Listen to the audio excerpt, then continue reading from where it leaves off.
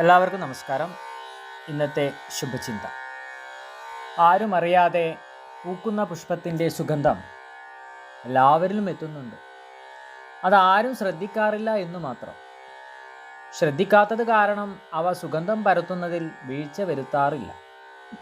അവ ആരും അറിയാതെ പൂത്ത് ആരും അറിയാതെ കൊഴിയുന്നു.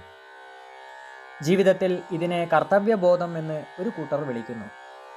എന്നാൽ മറ്റു ചിലർ അവയുടെ വിധിയെന്നും പറയുന്നു. ജീവിതം ചില നിമിഷങ്ങളുടെ ഒരു ശേഖരമാണ്.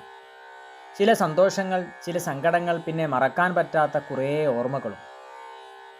മുള്ളുകളോട് ഇത്രയേറെ അടുപ്പം പുലർത്തിയിട്ടും പൂക്കളെ നാം സ്നേഹിക്കാതിരിക്കുന്നില്ല. ഇഷ്ടം തോന്നുന്ന പൂവിനെ ചെടിയിൽ നിന്ന് അടർത്തിയെടുക്കരുത്. അതോടെ പൂവ് ഇല്ലാതെയാകും. പൂവിനെ അവിടെ തന്നെ നിർത്തുക. എല്ലാവർക്കും നന്മകൾ ഉണ്ടാകട്ടെ. എല്ലാവർക്കും ജീവിത വിജയം ഉണ്ടാകട്ടെ. നന്ദി, നമസ്കാരം.